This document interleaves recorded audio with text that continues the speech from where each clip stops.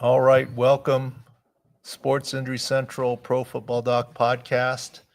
Post game Sunday, week 10, sort of post game. There's still one left here. Lions, Commanders, 2-minute warning. Scores doubled 44-22. Not much to go for there, except for perhaps for those of you who watched our halftime show, yes, of the later games. Steve Fezzik said, take fourth quarter Arizona Cardinals, which covered and won, and take that is not Montgomery out there, by the way. Second half rushing yards for David Montgomery for the grind out. And right now they took him out, so they're going to leave it at 62. Hopefully, they have the third. It is a winner as long as he doesn't lose yards. Yeah. And he's not. They benched him, so there may be no lose yards. Yeah, maybe okay. Yeah. So that's the only thing to watch right now. Good second half of games. We had all over the Rams, easy, all over Seattle, easy. But let's talk about injuries and fantasies, first impressions of injuries for the week. And of course, we'll do a recap podcast Monday at 11 a.m., 2 p.m. Eastern, 11 a.m. Pacific for a recap after coaches speak. All right, what we got here today? Well, like when we always go through stuff, Doc, we go through different stories, and we try to decide who the number one story is. And currently, right now, we're going to talk about the Giants quarterback, Jaxson Dart. So we usually concussions, we usually talk about them. You know, we wait for their practice reports, but this was a unique situation. We'll break it down a little bit. Just start off with a little bit what's going on with Dart, Doc. I love Jaxson Dart. I love his enthusiasm. I love how he plays. I love his confidence. I love his running ability. He's a fresh young face. To me, nothing not to like about him. However, the amount he runs, I just worry about him, right? Mm-hmm. We've worried about it with other young quarterbacks. Anthony Richardson, Jaden Daniels had the same worries for both, yeah. And Jaden Daniels made it through his rookie season, no problem. And this year, it's been a lot of problems. Mm-hmm. And it's just the hazard of it all. He took a hit to the head, helmet popped off. Wasn't the worst hit in the first half. No concussion check, was fine. And then later in the game, he fumbled on a hit. Gardner Johnson, new Bears corner, hit him, yes. Fumbled, but his head hit the ground, the side of his head. It's become clear now based on post-game comments per Brian Dable. He was not checked for concussion immediately after that hit, and we put it in our Twitter timeline at Pro Football Doc and Six Score. You can't judge concussions by video in terms of the hit or the hit to the ground. You can rule people out based on physical symptoms that you see on video. We didn't see any physical symptoms. Because he did return for the drive, right? But we saw him hit his head right on the side. Apparently, he was not checked. There was no buzz down, at least not formally checked. Now, is it common for athletic trainers and doctors to talk to him for a second? You okay? But he didn't go into the blue medical tent for a formal screen or check. Returned the next series, and after 2 plays, correct, Taylor? Mm-hmm. He was removed for Russell Wilson. And apparently, someone maybe on the Giants, maybe coaching staff, maybe whatever player, basically said they observed some things that he wasn't right, whether it was in the play call, how he was calling plays, or how he was running the plays, whatever or how it was. Moving. Yeah, we didn't notice it, but kudos to the Giants staff, coaches, players, whoever it was that said something and got him checked, and then he was removed from the game. So it sounds like for all the brouhaha last time of protocol not being followed and fines and Dable in the tent, the Giants did everything correctly here. And it is normal to check on a guy and then recheck on a guy, right? Just because you cleared the concussion protocol or didn't enter any concussion check, you check on them again serially. That's what we did with the medical staff. And whoever checked on him this time, it's all good, right? Whatever happened, kudos to the Giants. That's all I could say. However, and obviously Russell Wilson came in and the Bears had a comeback victory, not blaming Russell. Will Jaxson Dart play next week? Nobody knows yet. I don't know. Nobody knows. Statistically, however, this is either falls into the category of delayed onset or prolonged onset of symptoms. Right. It wasn't, I saw momentary stars. It's a concussion. I cleared up immediately within seconds, but you still wobbled or saw stars or whatever it was. You're ruled out for concussion. Those that clear very quickly are more likely to return the next week. Those with prolonged symptoms or symptoms certainly the next day, that may be why CJ Stroud thank you for mentioning was that, yeah. ruled out early because he had symptoms the day after. And Wednesday is when they ruled him out. Yeah. Just a guess. When you have symptoms after the game, you need to be symptom free for a week. So therefore, he got ruled out, which puts CJ Stroud at risk for next week. And we talked about that for the Texans game. Yeah, Titans against the Titans. Davis Mills, my guy, got it done. We'll talk about that. Absolutely. I mean, he's been in the system for 5 seasons now, or the entire tenure of DeMeco Ryans. He knows the system. He's a smart guy. He pulled off the win. However, back to Jaxson Dart. The issue with Jaxson Dart is if indeed he had symptoms minutes later that were noticeable in the way that he was functioning, that doesn't bode well for next week. No 2 concussions are the same. Concussions are like snowflakes. Just because he had symptoms minutes later doesn't mean that he is definitely ruled out. But if you had 100 of those, more of those are ruled out the next week than not. So something to keep an eye on. But kudos to the Giants for doing the right thing. There were no shenanigans there at all. If anything, if it is true that Giants coaches noticed, and that seems to be the early word, then kudos to the Giants coaching staff for saying something and getting him checked. I have a side question just for those 3 quarterbacks. So those 3 quarterbacks, Richardson, Daniels, and when we were talking about, I'm just Jaxson Dart.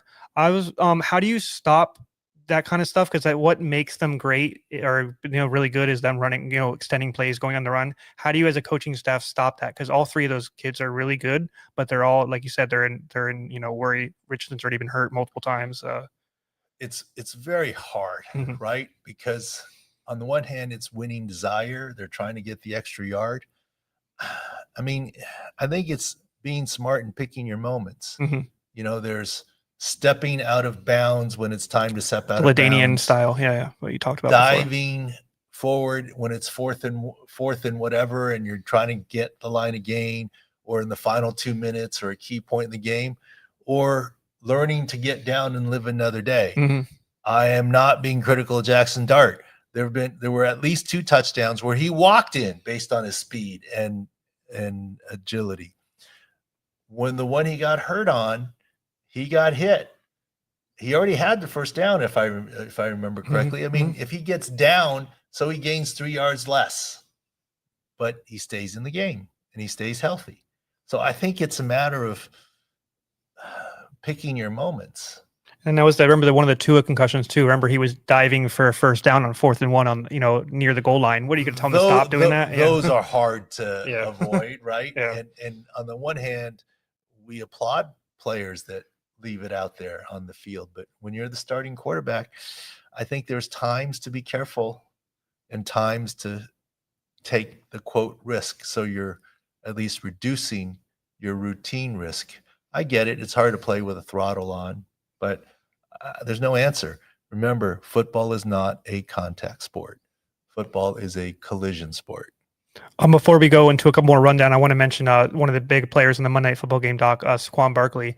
Right before the bye, second half, he suffered a groin injury. We're out of the bye now. We're in the Monday Night Football game. I always say like a little extra day rest doesn't really matter though. But he is off the injury report from a status standpoint. But what would you how do you think he's going to play on Monday through that groin injury that's kind of extended outside the bye? I think he's going to be fine. If we go back to week 8 when we saw the quote injury where he favored it a little bit, we felt like he could have come back into the game, but for the score. And I think the Eagles were smart saying, hey, we've got a bye next week. Let's not get it hurt in the second half here. We're comfortably ahead. Let's make sure there's no aggravation so that you can come out of the bye healthy. I think Saquon's going to be healthy. Now, if the Eagles get up, I think he'll get the early hook to be even safer. Well, Tank Bigsby, yeah. But otherwise, I think he's going to be fine and healthy for this Monday night game. Super valuable buy for the Eagles. Not only did they get a couple players from trade deadline, they were able to get AJ Brown back from his hamstring. You're saying no worries with that hamstring off the buy as well? Well, AJ Brown has chronic knee worries. Bilateral, both knees, yes. Yeah. Hamstring, less so. Look, a well-timed buy can help a lot of teams. Like, let's look at the Baltimore Ravens. They were decimated going into the bye. Now they're healthy with Lamar Jackson back and most of their defense back. The D-line, some chronic issues. Tampa, not so lucky. Came off the bye and still had injury issues going into today, their first game back after a bye. So it's not all exactly the same. The Thursday night football game this week, Doc, is Jets versus New England. New England got a big sick pick for us this week. Tell me your thoughts on star receiver for the Jets, Garrett Wilson, his likely maybe reactivated knee injury. Well, this is why we don't delete tweets and don't delete impressions. It was my impression that Garrett Wilson would not be ready this week. He surprised me. He surprised us. Big Boy Reporter said he was likely to be activated and play. And we did not raise his 6 score to normal. We said, well, how will he play? What did he get? He didn't get a whole lot. I want to say 0. Three targets, 0 all across the board. And re-aggravated the same knee. It was the same knee. They said right knee, I believe. Different mechanism. Yeah. One was hyperextension. This one was like sliding hyperflexion. But at this point, there's no guarantee. And if anything, I'd lean towards he may miss next week because he came back a week early and now didn't make it through the game. And that usual pattern means you're out the next week. So we'll have to see. Hopefully it's nothing serious. Hopefully he can play next week and there's no setback. But if you had to ask me today on Sunday, I would lean towards out next week. 2 of my favorite quips you have, Doc, is no concussions are not like or just like snowflakes, and then you have the no such thing as a 1 week hamstring injury, right? So I was stumbling on those ones. Unless you're Cooper Kupp. Yes, exactly. And he looked okay. You're trying to point out. Yeah. Look, Cooper Kupp's a different animal. He's great, and he also doesn't rely on speed for a separation. It's his guile. He caught a nice long ball today. And he weaved his way. He wasn't really going fast. And he wasn't getting to the end zone. I was doing that because Kashan Butte, the same game, Thursday Night Football, he has the hamstring injury. He missed Sunday. Like I said, there's no such thing as 1 week. You're saying maybe this is a short week. It's hard for him to get I think it's gonna be hard for Butte. You skip right by tonight's game. It's not happened yet. I know I did, yeah.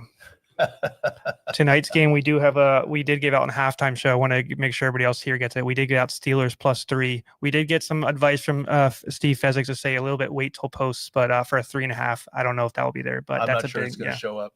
Steve said it was 3.1. You guys, it's not going to 2.5. You might as well wait on the 3. Yeah. Maybe you get lucky and get the 3.5. I'm not sure we're going to get it. What else you got breaking news here? I can't see that. Yeah, Jets play Thursday. Yeah, like you said, Wilson will likely not play. Thursday. Yeah. Be hard for Garrett Wilson to play. Thank you there, Daniel. Why do we like the Steelers? Chargers. Look, I love Jim Harbaugh. I love this Chargers team. They like to run the ball. They're on running back 3. Their offensive line has taken on more injuries now. They're on left tackle 3. And arguably right tackle 3. Mekhi Becton's back. Excuse me. They acquired Trevor Penning. He's going to start at left tackle. First game. Okay, he's healthy. Does he know all of the line calls and schemes? Is that harder for like Jacoby Myers today? Is that harder for a wide receiver, the Shaheeds, the Seahawks, or is offensive line easier to just jump in? I think I don't know if it's I've never played the NFL level, but I would argue offensive line is harder. Okay. Why? Because anytime you have to be on the same page and work as a unit on the line calls. You got to know all the line calls. If you blow a line call, you're going to give up a sack. I mean, I'm not saying Trevor Penning doesn't get it, but there's a lot of line calls throughout the game and instantaneously, and they change at the line of scrimmage. and which way the protection shifts. And sometimes they're not actually calls. They're like reads. Mhm. And look, he's played, he knows the game, but that's a hard transition. And also playing and knowing each other is a hard transition.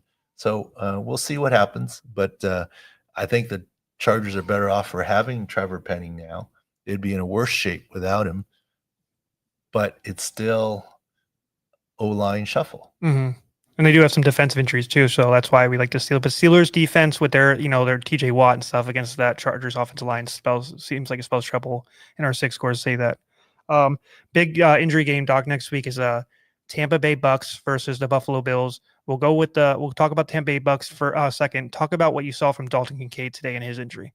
Well, I mean, look, he grabbed his hamstring, right? That's a visual. He was ruled out. Hopefully he was ruled out more for, the score where they were actually losing. Yeah. But once again, now he's not a speed guy, but still there's no such thing as a 1-week hamstring. And so even if he plays, he's not 100%, but I don't think I think at this point it remains to be seen. But if you have to ask me now, I'd say he's likely out next week. And obviously he's on my fantasy team. So we'll have to figure out a different strategy or replacement. So on the Tampa Bay side, we've been fading Chris Godwin all year. And he had a significant injury last year. He's been working himself back, hasn't been able to get himself there.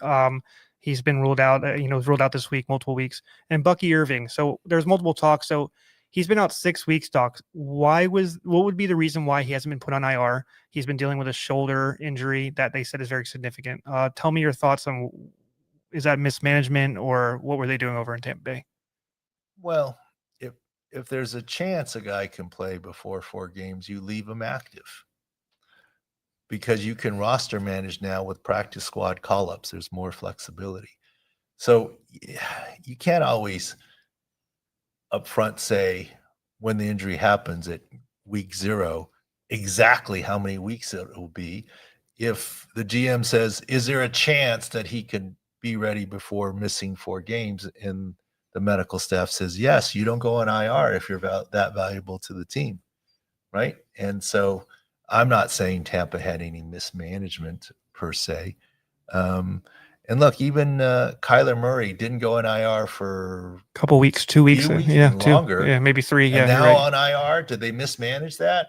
I don't know. I think they came to a team decision that at this point, let's go with Jacoby Brissett. Let's not risk putting Kyler back unless he's 100%.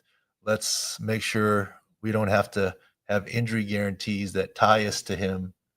Is this a Derek Carr situation, Russell Wilson situation where he sat in Denver where Derek Carr sat for the Raiders? Maybe. I mean, we'll have to see how it goes. I mean, a lot of it depends on how Jacoby Brissett plays.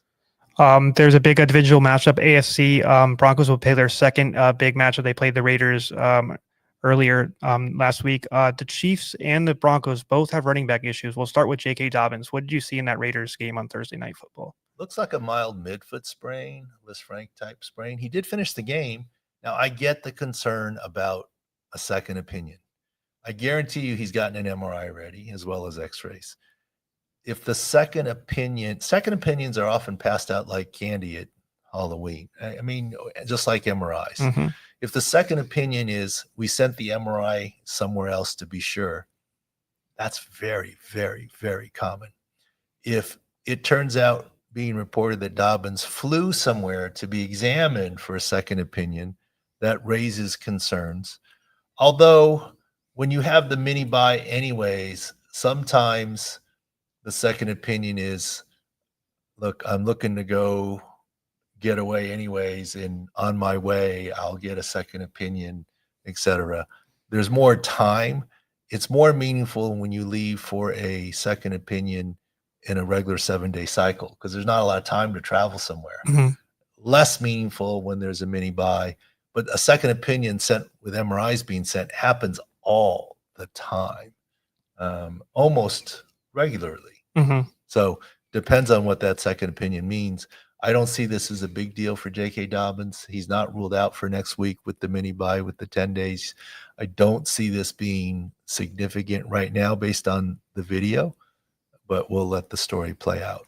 And the Chiefs running back, Isiah Pacheco, he missed last week due to a knee injury. Do you think he has a chance to return after a 1 week absence and the bye?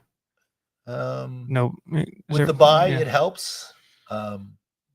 Maybe too early to tell.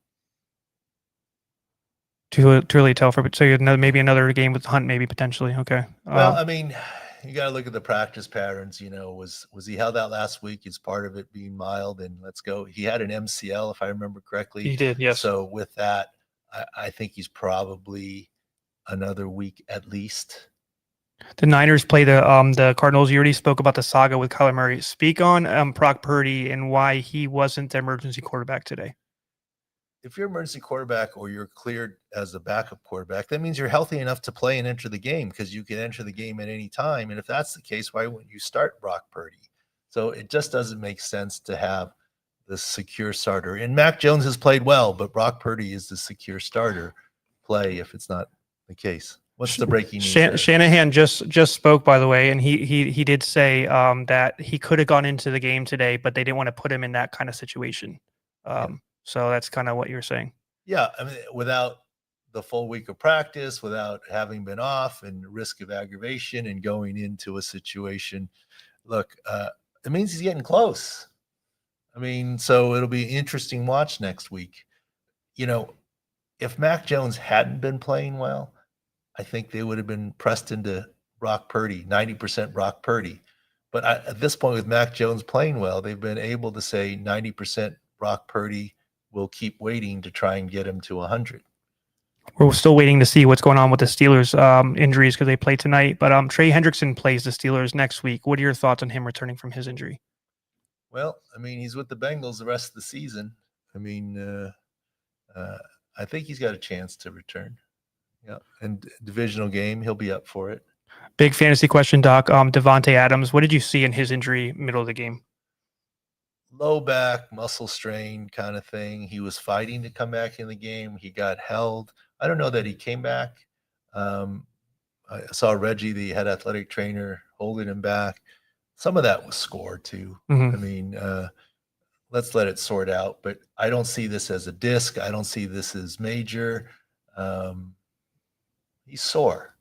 I think Davante Adams, like Puka, tough, should be able to go through next week.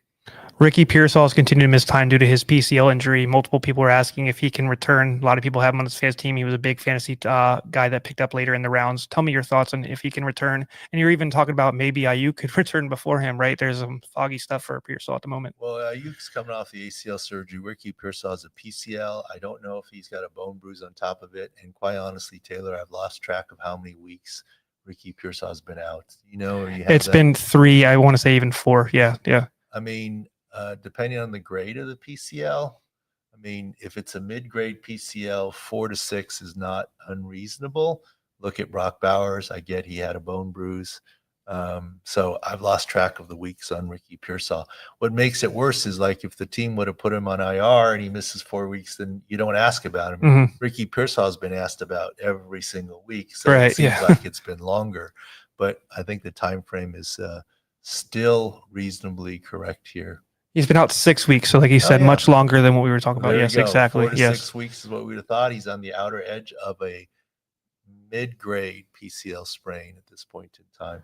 And I'm sure the questions are, well, if it's this long, you knew it was this long, why didn't you put him on IR? Well, same thing as before. You're taking it week by week. Someone said, is Pearsall made of paper mache? That was one of the chat comments. So yeah, we're all worried about him. All right. Everybody has him in fantasy. They're waiting. the guy came back last year from a gunshot wound. Yes, Come he did. on, Yeah. give him a little break there. Give the man a little break there. All right. Doc, do you have any more questions? We have nothing else to talk about at the moment. We'll have a rundown. Doug, Daniel, anyone else? People chiming in? All right. Patrick Surtain. We have a question on Patrick Surtain. Is he available to play in the big Chiefs game this week, divisional matchup with that pec strain? Probably not. It's only been 2 weeks. This will be the 3rd week, correct? Chance, but probably not. Good question, Patrick Surtain. Good question. Because he was a chance they said he might have been an IR candidate, so that was going to be a multi-week injury. 4 weeks is the target. This will be 3. I guess he's got a chance. It's a big game. All right, Doc. We have a free week to push. We had it on the halftime show. If anybody was on the halftime show, please jump on that. Anything else to add, please go to sixscore.com. All these insights that we talked about on the show will be on the site at sixscore.com. If I'm not incorrect, I mean, we put out a guarantee at the beginning of this season. If you buy the season with us, that we guaranteed you a winning NFL side season or your money back. And I think we're up 12 units or something like that, or 13 units. 13 after this week, yeah. And then this week, you all decided to do another promotion. If you just signed up for a week, we'd guarantee you a winning NFL sides week. And I think we're doing good on that right now as well. As here, Sports Center. That was me. Yeah, I'm getting all the updates. Yeah, when they come. Someone did want to mention that he came back from his 2 gunshot wounds faster than his PCL injury, Doc. Okay, so people are taking score, right? So you'd rather have him get shot than a piece. No, I'm just joking. No. All good. Yeah, give him some credit there. All right. Thanks for listening and watching Pro Football Doc Sports Injury Central podcast here. And we'll be halftime chat tonight, tomorrow, podcast, halftime chat tomorrow, more content. And then basketball stuff is coming. I know we promised it last week. We're getting to it. We're swamped with football, but lots of basketball, NBA, and then heading into college stuff too. Thanks for listening and watching. And I guess you're supposed to say rate and subscribe. Like and subscribe. Yeah, put the thumbs up. Thank you so much. All right. Thank you.